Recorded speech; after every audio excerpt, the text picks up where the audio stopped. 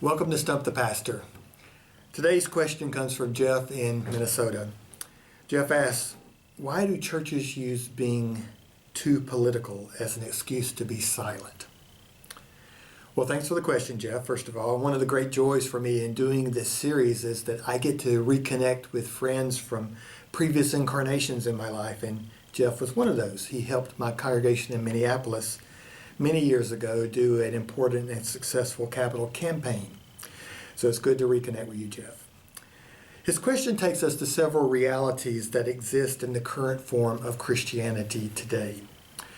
Now, I don't know how many times over the last 40 plus years that I've been a pastor that a church member has come to me warning about the church being too political. There are several things we need to remember when we hear this or find it coming out of our own mouths.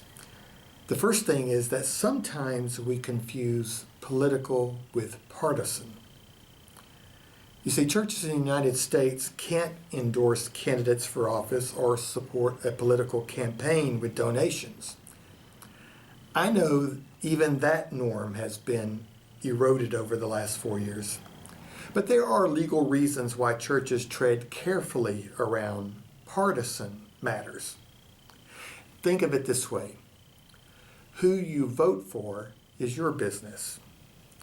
How we live together in the world is all of our business. The other popular sentiment is that churches are supposed to be spiritual and not political. Now that's a fascinating dichotomy to me. I believe usually what this really means is that people don't want the life of the church to be disrupted by strong opinions. But the other thing that is important to remember is that Christianity was born out of a political context.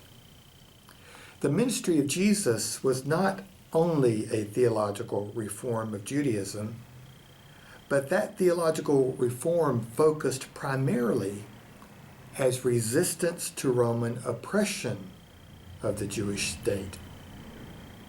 Jesus was not killed by the Jews, no matter how much the Gospel of John tries to imply that.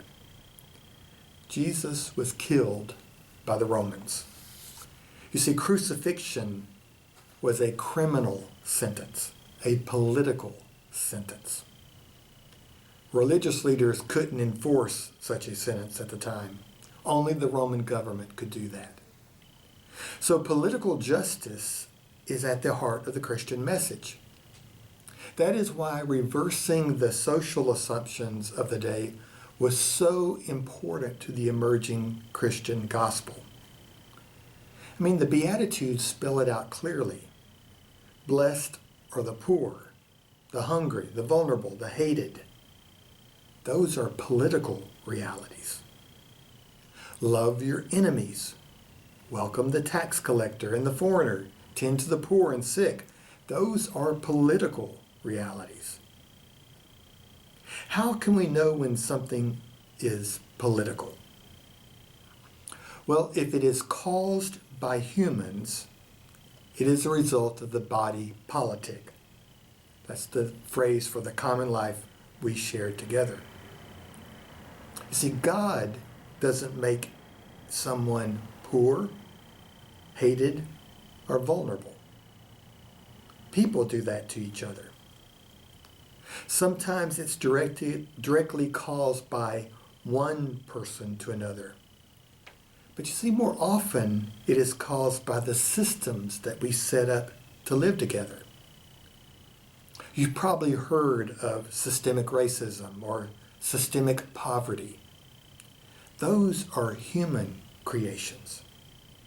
Sometimes explicit, like apartheid or redlining neighborhoods to prevent home values from rising. But often it's implicit, like people becoming sick because of a lack of access to health care. God doesn't set up our healthcare systems. People do. And here's the other way to avoid owning up to the mission of the church. When it's all about heaven. See, when the focus of the church is simply to make sure I go to heaven, then our mission and ministry here on earth becomes secondary, if they exist at all. Think of it this way. A quest for heaven is all about me. Living our faith to make the world a better place is all about us. Now, the Christian truth is both. Jesus loves me, and loving your neighbor as yourself. And don't get me started on who is your neighbor. You already know that means everyone. I don't need to have to tell you the parable of the Good Samaritan again. Jesus already did that one. So here's how I understand this. What happens after I die is in God's hands. And I trust God. What happens while I'm alive on this earth is in my hands. And I trust God's nudges to love my neighbor as myself. My poor neighbor, my trans neighbor, my non-English speaking neighbor. You get the picture? See you next week on Stump the Pastor. Well, thanks for the question, Jeff. I hope I answered it well.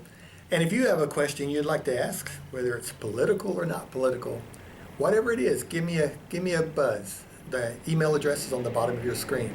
See you next week on Stump the Pastor.